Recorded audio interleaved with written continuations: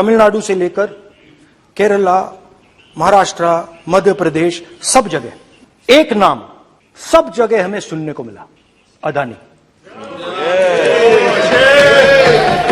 ये नाम पूरे हिंदुस्तान में, केरल में, तमिलनाडु में, महाराष्ट्र, कर्नाटका, हिमाचल, कश्मीर, सब जगह अदानी अदानी अदानी अदानी अदानी।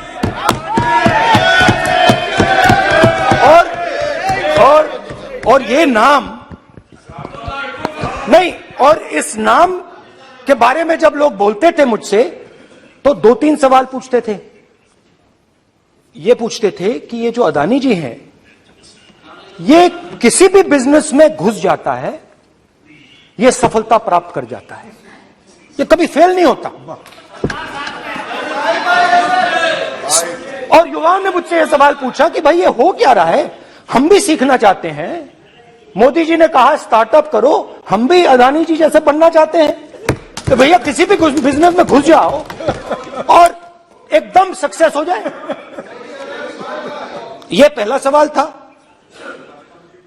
दूसरा सवाल था कि ये अदानी जी हैं, ये किसी भी बिजनेस में घुस जाते हैं। पहले ये 1-2 बिजनेस करते थे, अब ये 8-10 सेक्टर्स में काम करते हैं। Airports, data centres, cement, solar energy, wind energy, aerospace and defence, consumer finance, renewables, media. तो उन्होंने मुझसे पूछा कि राहुल जी, हाँ वेट करो, बेटे हाँ, धन्यवाद। पोर्ट्स की बात भी थी।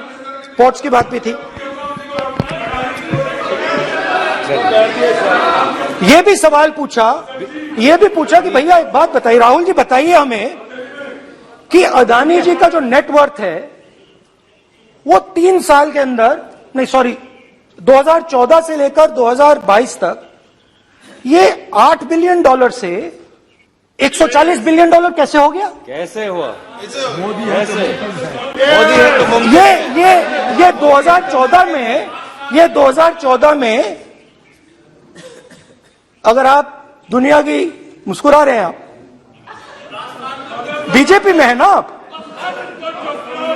तो ये लिस्ट आती है, एक लिस्ट आती है दुनिया के सबसे अमीर लोगों की। इस पे ये 609 नंबर पे थे 14 में। 609 पीछे बिल्कुल। पता नहीं जादू हुआ, दूसरे नंबर पे पहुंच गए। मोदी है तो मुमकिन है।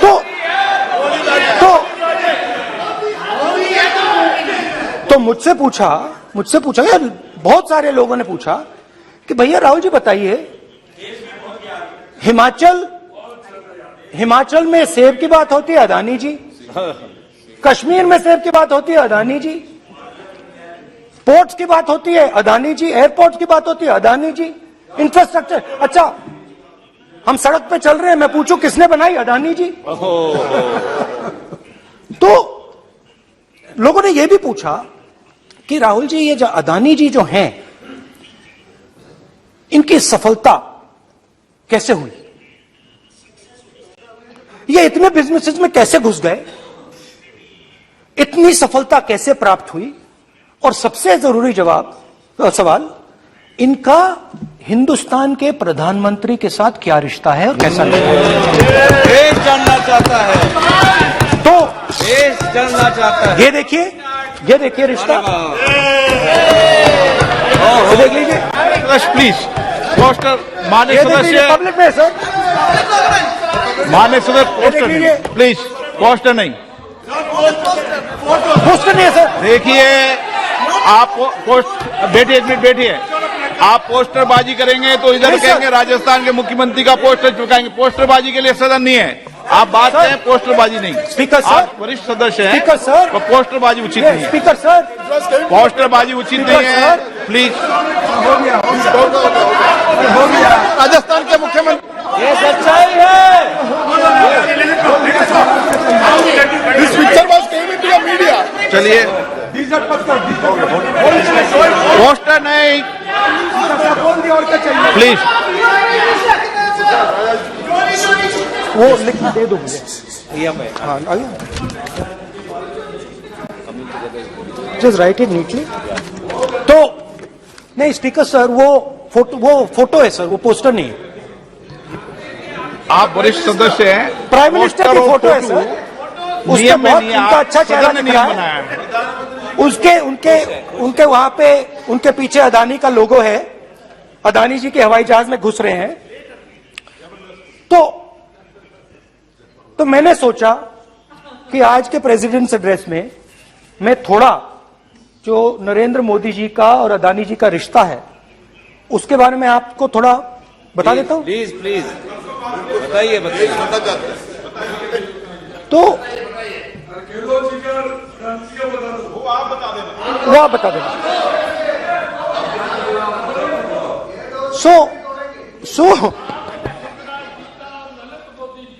So the relationship begins many years ago when Narendra Modi ji was the Chief Minister of Gujarat.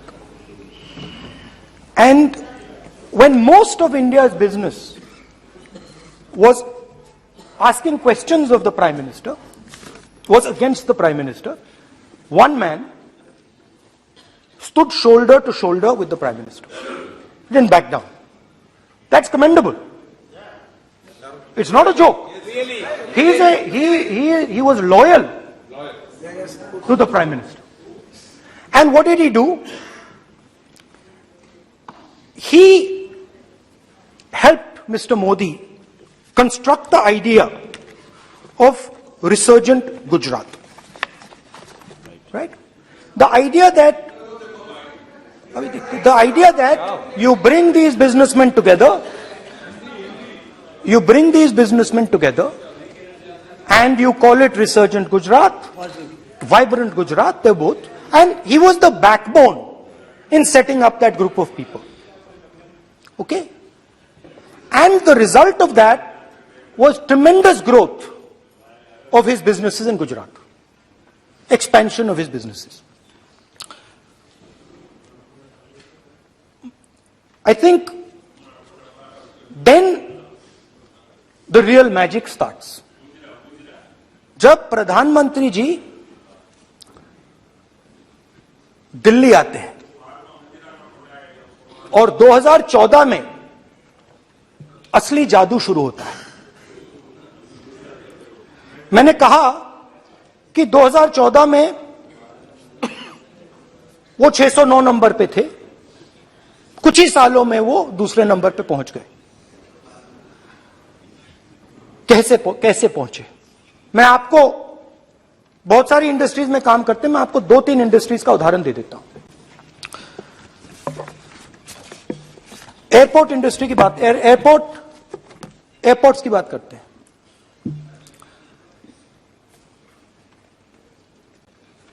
कुछ साल पहले सरकार ने हिंदुस्तान के एयरपोर्ट्स को डेवलप करने के लिए दिया।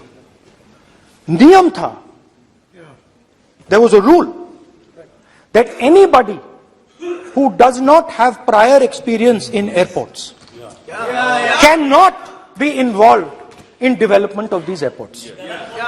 नहीं, गलत नहीं बोल रहा हूं।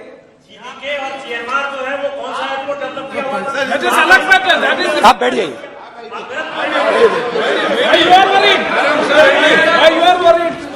अडानी के डिफेंस में आ गए सर। ये संसद है, अपन किस दिशा पर चर्चा कर रहे हैं ये देश देख रहा है। हमें राष्ट्रपति अभिभाषण पर चर्चा करें तो उचित रहे, बाकी आपकी इच्छा है, स्वतंत्र अभिव्यक्ति है। मेरा मानना ये है तो अपन एक विषय पर ओके, तो आपको तो रूल था, नियम था। हम पॉइंट ऑफ ऑर्डर किस पे है? सर कैसे एयरपोर्ट का प्राइवेटाइजेशन तो उनके समय हुआ, ऐसी कोई पार्टी थी जिसका अनुभव था? ये कौन सी बात कर रहे हैं? बोलिए। ओके प्लीज प्लीज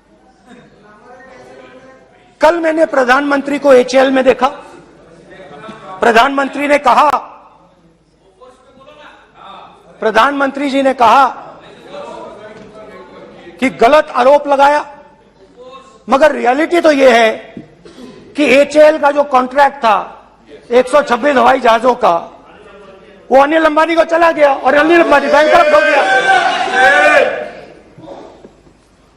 वहां भी फैसिलिटेशन था। अब देखिए, और ये जो फ्यूचर एंटरप्रेन्योर्स हैं, जो बिजनेस स्कूल हैं, हार्वर्ड यूनिवर्सिटी जैसे स्कूल हैं, इनको इसका केस स्टडी, इसकी केस स्टडी बनानी चाहिए, शायद बने। How to use government power to build individual businesses, case study.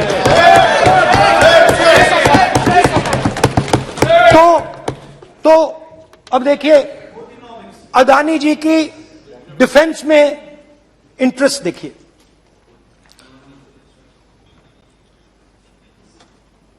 Elbit company के साथ हिंदुस्तान में अदानी जी ड्रोन्स बनाते हैं। ड्रोन्स को हिंदुस्तान की एयरफोर्स, आर्मी, नेवी के लिए रिफिट करते हैं। अदानी जी ने यह काम कभी नहीं किया है पहले। एचएएल ये काम करती है।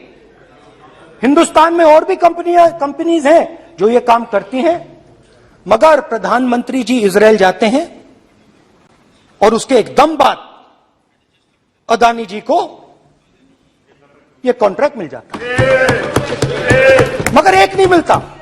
ये मत सोचिए कि ये सिर्फ एक कंपनी की बात हो रही है, ये इंडस्ट्रीज की बात होती है यहां पे। जैसे मैंने आपको दिखाया, एयरपोर्ट का पूरा सिस्टम उठा के ले गए, 30% मार्केट शेयर एयरपोर्ट में ले गए, वैसे ही डिफेंस में करा। तो 4 डिफेंस की इनके पास कंपनीज हैं। यह काम इन्होंने कभी नहीं किया। स्मॉल आर्म्स, जिसमें टावर है जो हमारी स्पेशल फोर्सेस यूज करती है, आर्मी यूज करती है, जिसमें गलील स्नाइपर राइफल है, ये सब अदानी जी बनाते हैं। सीधा स्ट्रेट इजरायल में प्राइम मिनिस्टर जाते हैं, प्राइम मिनिस्टर के साथ वहां पे मतलब बीच में पैदल चलते हैं और फिर जादू से पीछे से इंडिया का फर्स्ट कॉम्प्रिहेंसिव एमआरओ मिल जाता है मेंटेनेंस के लिए, जहाजों के मेंटेनेंस के लिए। स्मॉल आर्म्स का बिजनेस मिल जाता है, इजरायली जो ड्रोन्स हैं उसका बिजनेस मिल जाता है। मतलब जो हिंदुस्तान और इजरायल का डिफेंस का रिश्ता है वो पूरा का पूरा अदानी जी के हाथ में चला जाता है, खत्म कहानी। हाँ, उसमें पेगासस भी है, तो पता नहीं वहां से क्या मतलब पेगासस कैसे आया, क्या हुआ, किसने दिया। अच्छा, एक और बड़ी इंटरेस्टिंग चीज है, एक कंपनी है अल्फा डिफेंस, जो डिफेंस इलेक्ट्रॉनिक्स का काम करती है, एवियोनिक्स का काम करती है, बहुत स्ट्रेटेजिक कंपनी है।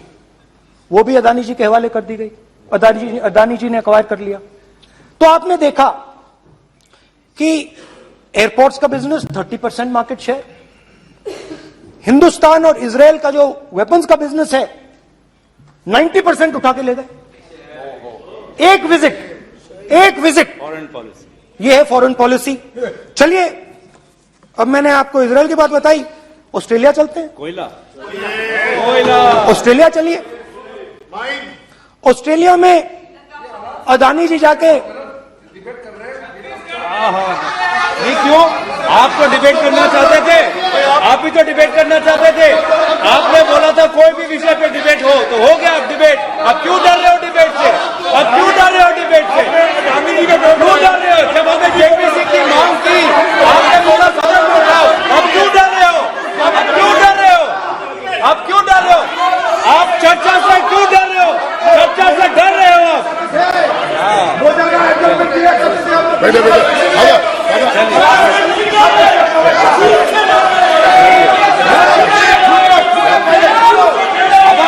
अब सुनना पड़ेगा, अब सुनना पड़ेगा, अब सुनना पड़ेगा। ऑस्ट्रेलिया जाते हैं, प्रधानमंत्री ऑस्ट्रेलिया जाते हैं,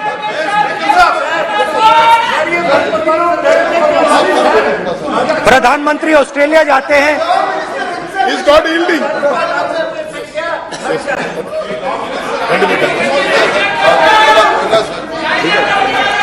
ऑस्ट्रेलिया जाते हैं।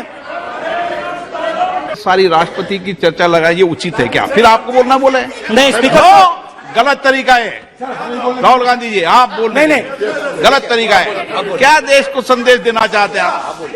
क्या संदेश देना चाहते हैं देश को? चलिए, राहुल गांधी जी। ऑस्ट्रेलिया में प्रधानमंत्री जाते हैं।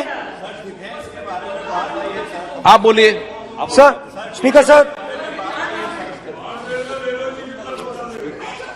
प्रधानमंत्री जी ऑस्ट्रेलिया जाते हैं और जादू से State Bank of India $1 billion loan Adani ji को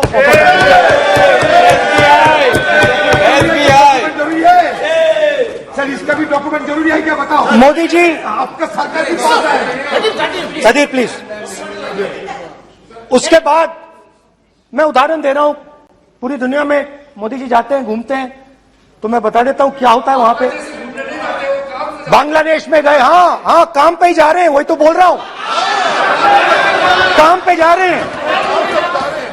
बांग्लादेश जाते हैं, मोदी जी की पहली ट्रिप होती है बांग्लादेश में, वहां पे बांग्लादेश को इलेक्ट्रिसिटी बेचने का डिसीजन लिया जाता है। कुछ ही दिन बाद बांग्लादेश पावर डेवलपमेंट बोर्ड 25 साल का कॉन्ट्रैक्ट अदानी जी के साथ साइन कर देता है। 1500 मेगावाट इलेक्ट्रिसिटी का कॉन्ट्रैक्ट अदानी जी। चलिए वहां से श्रीलंका चलते हैं।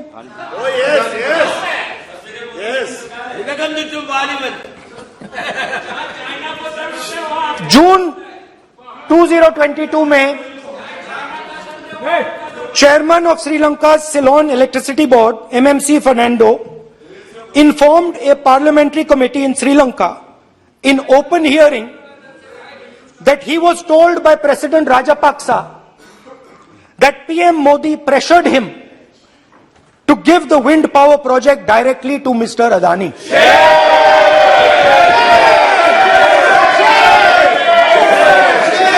मतलब श्रीलंका इलेक्ट्रिसिटी बोर्ड के चेयरमैन कहते हैं कि उन्होंने राजापाक्सा जी ने कहा कि हिंदुस्तान के प्रधानमंत्री ने उनको कहा है कि ये विंड पावर का प्रोजेक्ट है, ये अदानी जी को देना है। तो ये रही आपकी फॉरेन पॉलिसी। ये हिंदुस्तान की फॉरेन पॉलिसी नहीं है, ये अदानी जी की फॉरेन पॉलिसी है, उनके बिजनेसेस बनाने की फॉरेन पॉलिसी है। अब यात्रा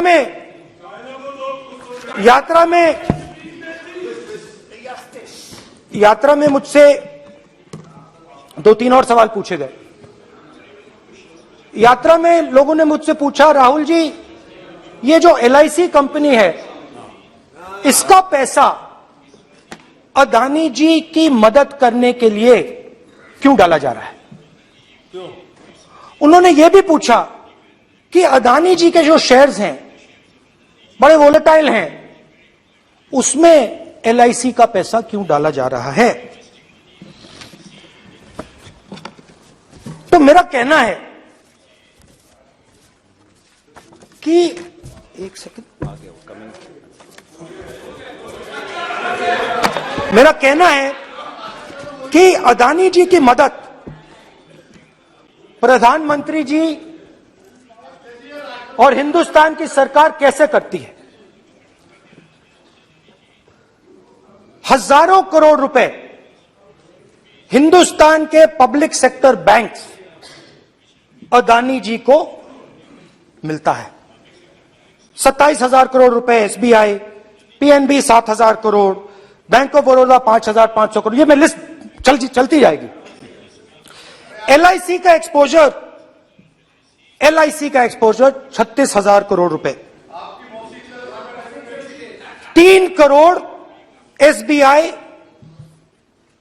and other PSU bank holders money is going to Mr. Adani and to finance.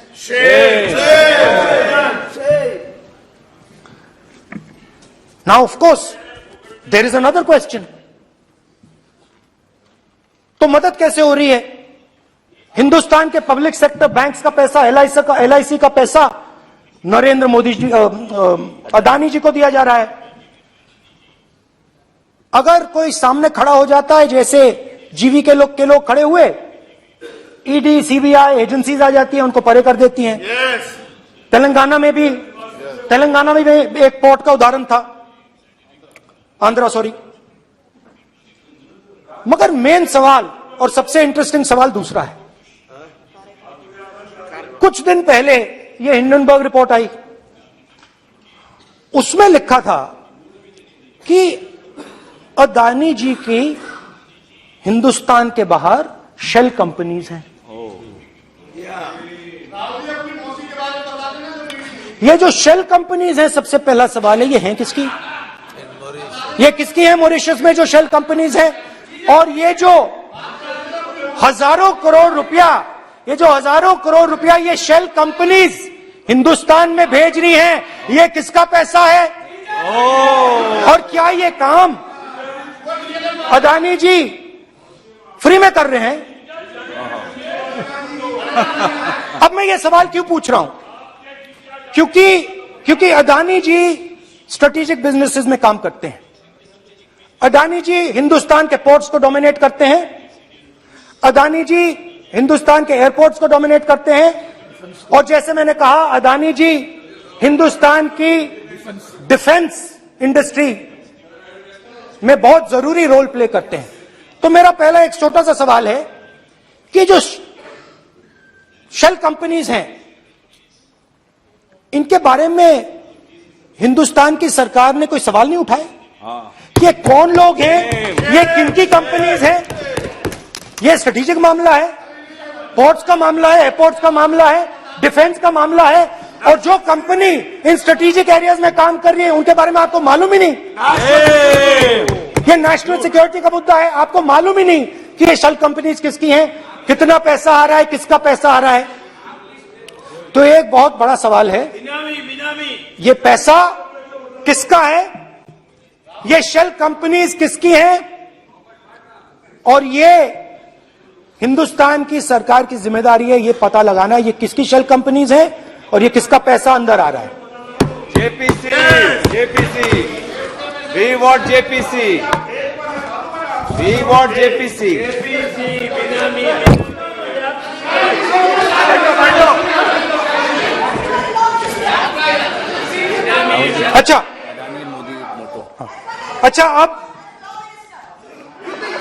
अच्छा अब चलिए छोटा सा बजट के बारे में बता देता हूं।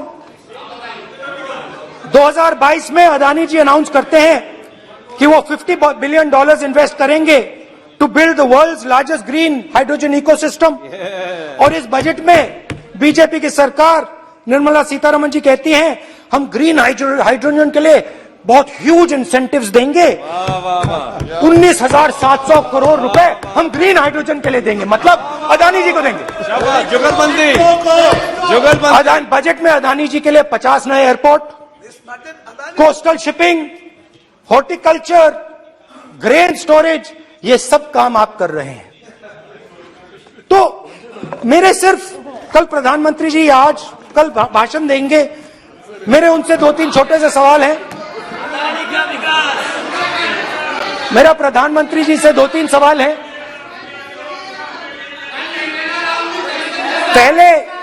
पहले अदानी जी के हवाई जहाज में मोदी जी जाते थे, अब मोदी जी के हवाई जहाज में अदानी जी जाते हैं। पहले लोकल मामला था, फिर नेशनल मामला हो गया, उसके बाद इंटरनेशनल मामला हो गया। अदानी जी के लिए बोरिस जॉनसन का बेटा काम करता है, आपको पता नहीं मालूम है या नहीं मालूम? भाई सॉरी, नहीं बेटा भी, भाई काम करता है। तो ये मामला पहले गुजरात का मामला था, फिर ये हिंदुस्तान का मामला हुआ, अभी इंटरनेशनल मामला हो गया है। तो मेरा सवाल प्रधानमंत्री जी से, और सिंपल सवाल है, प्रधानमंत्री जी आपकी फॉरेन ट्रिप्स पे अदानी जी और आप कितनी बार एक साथ गए? Adani ji, how many times did you travel together with Adani ji? How many times did Adani ji join you later on a visit? How many times did Adani ji travel to a country immediately after you did? Good question. And in how many of these countries after you visited did Adani ji get a contract? Also an important question, जरूरी सवाल, अदानी जी ने BJP को पिछले 20 साल में कितने पैसे दिए हैं?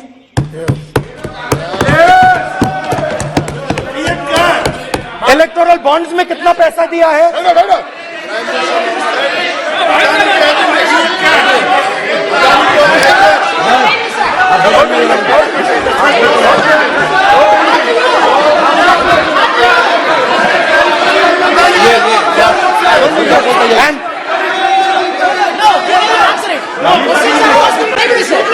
Question oppose to prime minister please. Sir खत्म करने दीजिए सर। कंक्लूडिंग। और बहुत सुंदर तरीके से, बहुत सुंदर तरीके से वो चलिए, क्या हो रहा है सर? मैं सिर्फ इतना कहना चाहता हूं,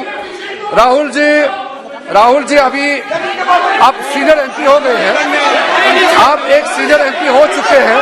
हम लोग एक्सपेक्ट करते हैं कि इस सदन का सदस्य होने के नाते जो भी बातें आप करेंगे गंभीरता से आप बात करेंगे। बाहर आप जो भी भाषण देते हैं हम लोग उसको रोक नहीं सकते हैं। इस सदन के अंदर में जो भी बात कही जाती है पूरा गंभीरता के साथ, प्रमाण के साथ कहे जाना चाहिए, ये परंपरा है। और राहुल जी ने कहा कि प्रधानमंत्री विदेश घूमने जाते हैं, तो मैंने आज वो जो युवाओं ने मुझसे सवाल पूछा था कि अदानी जी की इतनी बिजनेस एक्यूमेंट कहां से आई, इतने अलग अलग सेक्टर्स में अदानी जी ने कैसे सक्सेस प्राप्त की, अदानी जी के बारे में पूरी दुनिया को स्टडी करनी चाहिए, हार्वर्ड यूनिवर्सिटी को स्टडी करनी चाहिए कि पॉलिटिक्स के बीच में और बिजनेस के बीच में कैसा रिश्ता होता है। India is a case study and prime minister Narendra Modi should be given a gold medal in this. Now बहुत अच्छी तरह बीजेपी के जो पिछले स्पीकर थे उन्होंने मेरे भाषण को इनकैप्सुलेट किया मेरे लिए बहुत अच्छी तरह। आपने जो मैं सोच रहा था आपने उससे और भी अच्छी तरीके से बोल दिया। Coming together is a beginning, keeping together is progress, working together is success. Adani ji and Narendra Modi ji, thank you. हमारी वीडियोस को देखने के बाद लाइक और सब्सक्राइब करना बिल्कुल ना भूलें।